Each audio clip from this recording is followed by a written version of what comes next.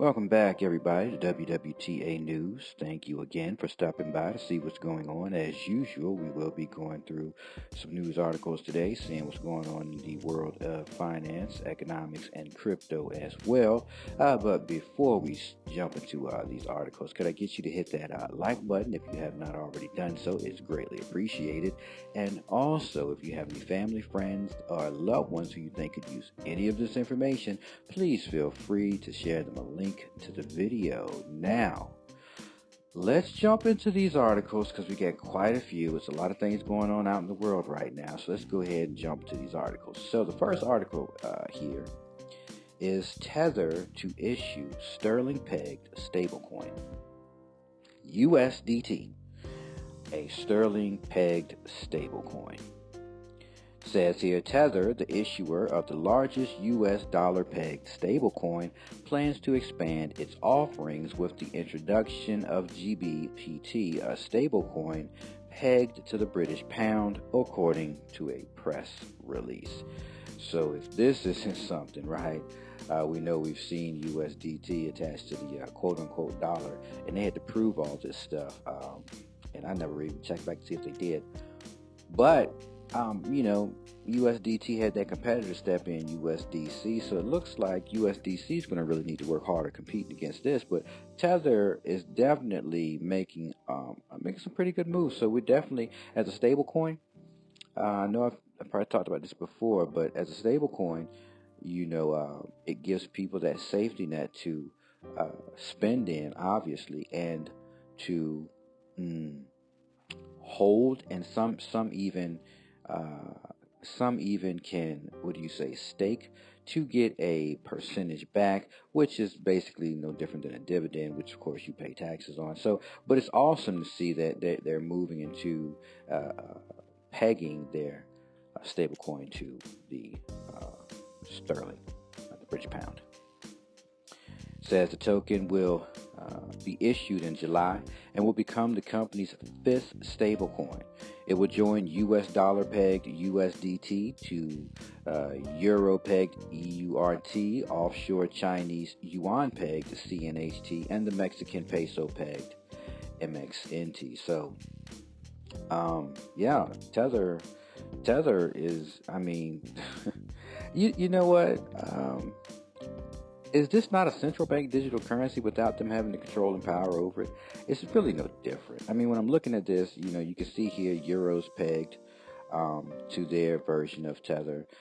Chinese yuan is pegged to their version of Tether. The Mexican peso as well. At this point, I guess the issue would be, it's created, but the controller of this would be whoever's behind Tether itself.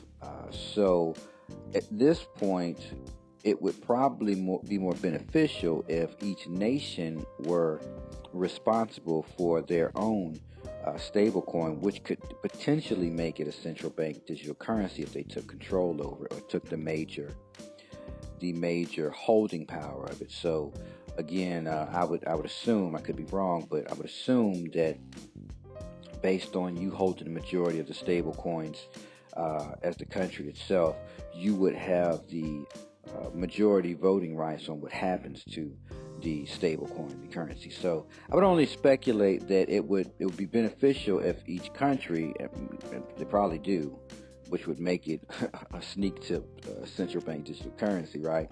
Or even a national currency. Because, they say central bank digital currency. Yeah, I get that. But technically, would it not be better to just have a national currency, which is a known currency for your nation that spends no problem? I don't know. I'm just sharing my thoughts on that. You guys get in the comments below and share your thoughts and ideas as well. Our next article. Wyoming's Black Hills Energy inks first deal under new blockchain tariff. Looking to entice Bitcoin miners to the region, Black Hills Energy announced today that it has completed its first agreement to provide power to a crypto mining facility under Wyoming's blockchain interruptible service tariff.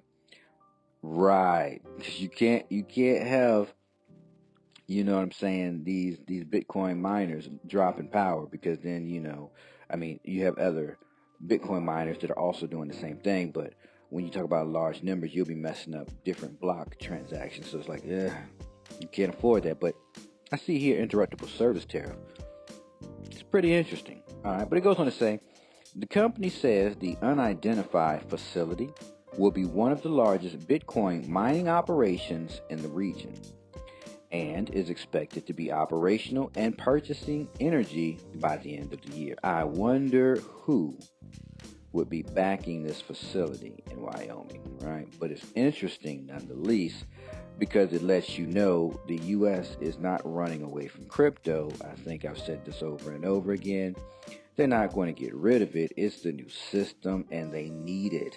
They're just, playing games while they continue to get all this stuff set up so that this system will be running flawlessly.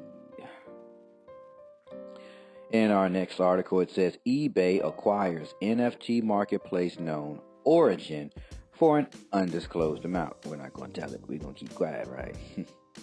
E-commerce giant eBay has continued its push into digital collectibles by acquiring UK-based non-fungible token marketplace known Origin. According to a press release on Wednesday, terms of the acquisition were not disclosed. We ain't telling y'all, but we're going to make some moves. I mean, look, institutions, companies, corporations, businesses, even retailers who have been in the space forever, they're going to be in the space. You're going to see more news, more headlines, more articles where it's just showing you over and over again big business is in the space and they're not playing around. So it's like if you're not in the space, I mean, what do you want me to say? If you're not in the space, but clearly eBay's in the space, do you think eBay, who makes all this money as a company, would just stupidly dive into something like this as a business model, right? And so would you think, and this isn't the only company, we've done plenty of articles with numerous companies. Chipotle, we just recently talked about. Do you think they would blindly jump into this stuff if they had, they thought it wasn't going anywhere, if they thought it was going to be destroyed, kicked to the curb? Oh, everything is just, the numbers are bad. Everything is red. Do you seriously? Okay. But anyways, I mean, y'all think about that. Just do some thinking yourself. Because here again, we're looking at eBay getting into space. All right, next article. BitGo rolls out NFT hot wallet and secure custody solution for institutions. Right, institutions. I mean, we could do this every day. We technically could.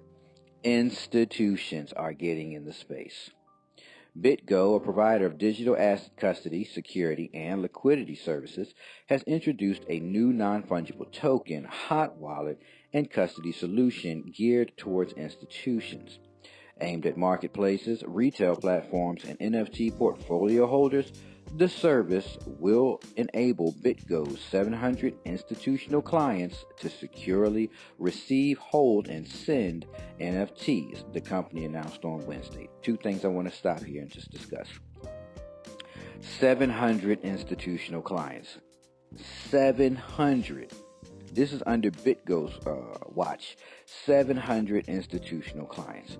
The next thing I want to mention, NFTs. Now, non-fungible tokens can be so many different things. It's technically data or information that gets put onto a token so it can exist on the blockchain and then be sold. It is not just this 8-bit stupid artwork that people keep saying, oh, the artwork's NFTs. That's not it.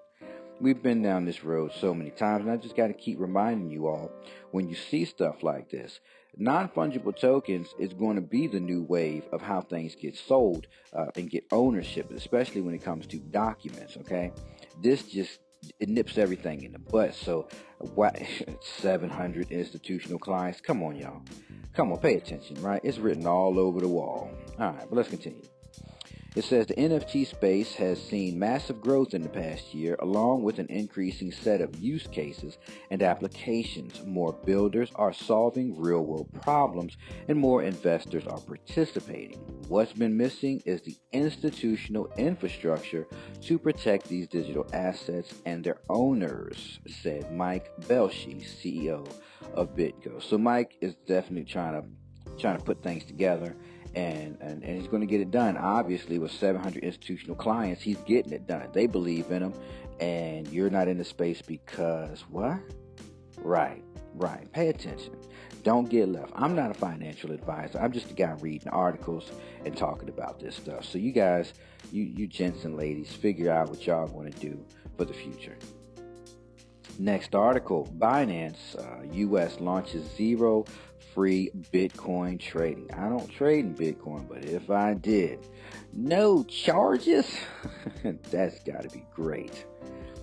Binance US will offer zero free Bitcoin trading on its platform as the company seeks to attract more users, the firm said on Wednesday. So, yeah, of course they're going to bring in more users. A lot of people get into Bitcoin, especially as they get into the space. It's like a gateway drug, one could assume, right? So most people use Bitcoin to get in. And so if you can get on the platform and those fees, I mean, Coinbase used to have very low fees, but once people start getting on, it's like, oh my God, this stuff got wrecked. And they still have just stupid amounts of fees. Yeah, but it's still a new space in a sense, and people have to get stuff done. And so, companies will try to take advantage. It is what it is. But this is interesting to see that, on Binance US, if you are doing trades with Bitcoin, you can get zero fees on those trades. Continues, Binance US expects to add more tokens to its free trading category as the crypto markets continue to struggle against the backdrop of poor global macro cues and the fall of some major coins and firms. So look, I'm all for that too. I do use Binance US, and there are some different currencies that I'm actually obtaining through Binance US. So this is especially good as I'm looking at it because, hey, if I can save anything to gain more, I'm going to do it. And you all should be taking note, paying attention and seeing, hey, look, I might can save a few dollars during this ugly time, this ugly financial time we're going through in the U.S. So I don't know. I got my eyes on that. I will be checking my Binance to see if there's anything that I want to pick up. And, you all should keep your eyes on it as well. All right, we got another article. It says Chain Analysis launches 24/7 hotline for crypto crime victims. This is a major one. This is major, and we need this. We need more policy to come in because a lot of people have gotten scammed and hustled out of their cryptocurrency just because they didn't know what they were doing, and they were being tricked and scammed by people saying that they could help them. Fraud happens all the time. It's very easy to fall victim to fraud because, trying to be a trusting person here, it just will get you, it'll get you ripped to pieces. You know what I'm saying? So, but let's get this article. It says blockchain research firm Chainalysis has launched a new hotline that will provide support for organizations that have been targeted by a crypto-related cyber attack or ransomware demand. The Crypto Incident Response Hotline will function 24/7, and victims will be paired with a team of investigators from Chainalysis who will trace and label the funds in Chainalysis program. If funds have already been transferred or stolen, the Chainalysis team will help liaise with law enforcement and asset recovery counsel. So, even if you've already been robbed, it sounds like even giving this hotline a call might get you some type of direction.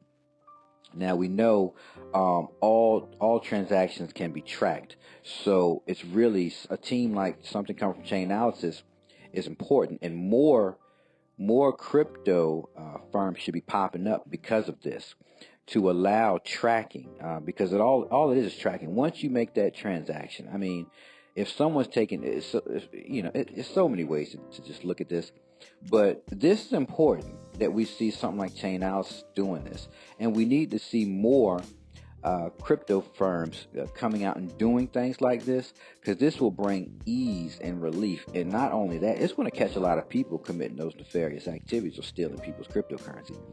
Believe you me, everything is tracked. They're going to track you down. Whether you have the funds or not, you're going to suffer probably jail time for it. It's still a larceny charge, like anything over $100 or $1,000, like a grand larceny charge. So it's still, You may have gotten away with it for the moment, but as more people start using stuff like this, and then more firms come out doing stuff like this, it's going to bring a quick close to all this theft and hustling. So, hey, if you've been hustled, because we all been hustled and scammed before, don't fret. We've got chain analysis making moves, and I'm sure more firms will come out to do the same thing. I'm definitely sure it's going to happen.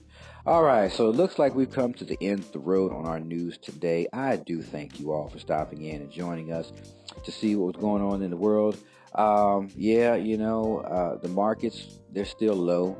I know we see a little bit of green, and we're like, oh, well, nah, that doesn't mean anything at this point in time. We're kind of still watching the economy. We're watching the world's economy. We're watching what other nations are doing right now. I know I especially am.